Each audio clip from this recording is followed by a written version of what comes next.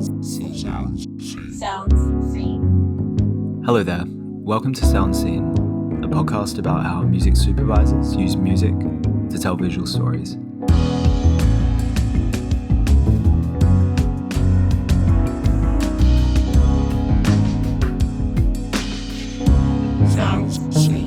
I'm your host, Raf Seneviratne, an aspiring music supervisor.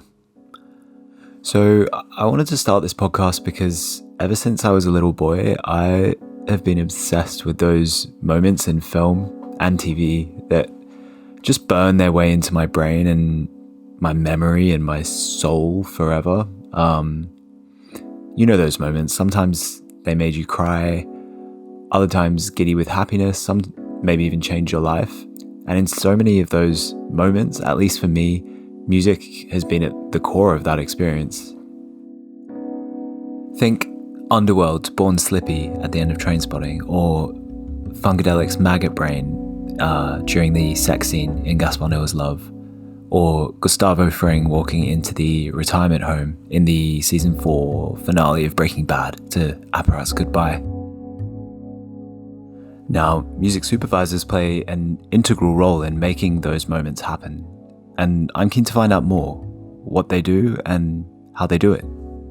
I'm really interested in how music seems to explain what is ineffable, in a way that the words and the visuals seem to only get us so far.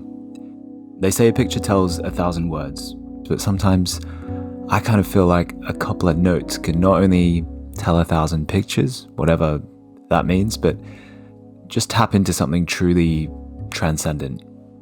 This marriage of two of the greatest art forms in music and moving picture creates a bit of magic that just hits so different, and it is, to me, one of the greatest feats of humankind. And I don't think that's too dramatic. But being the pilot episode, I wanted to start at the start. So what is a music supervisor? So a music supervisor in simple terms is someone who oversees any music related aspect of a film or television or advertising or video games, basically any form of visual media. And when music is combined with moving picture, it's called sync, as in synchronization. That's a term that you kind of hear a lot. So what's the job? What does it involve?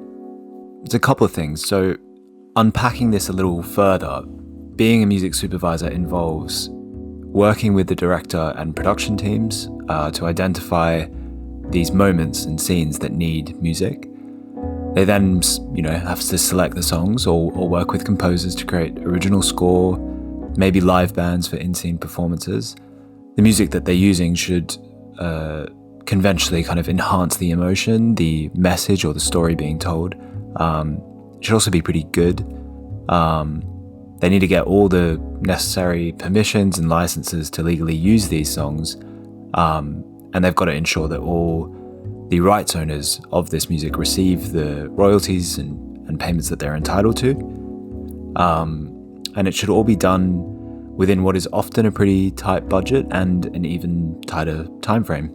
So it's really not an easy job to make these moments happen, and I've eagerly glossed over the finer details as well. I mean, it's not just about the beautiful moments, even the radio being on in the background of a cafe scene or someone humming a tune. All the seemingly innocuous music details of a production have had to be taken care of by a music supervisor.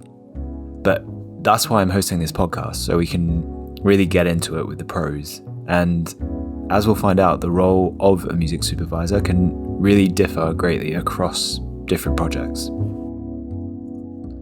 On each episode of Sound Scene, I'll be speaking with a talented music supervisor, and we'll delve into a project they've worked on that they were particularly passionate about.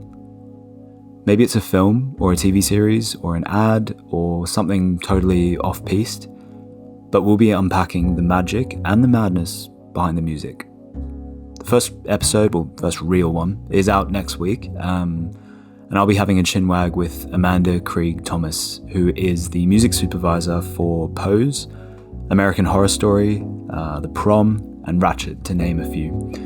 It's going to be a doozy, and I hope you can listen in. So that's it for now, but it would be really impactful and lovely if you could absolutely smash that subscribe button, especially on Apple Podcasts and Google Podcasts, Spotify, YouTube, all that jazz. Ratings and reviews too are huge. Probably don't leave a rating after this little episode, or do. As my Uber drivers say, if you give me 5 stars, I'll give you 5 stars. And believe me, I will. Last thing, we're on Instagram and Twitter at sounds_scene. And I'm on both of those at Raffington. Okay, bye now.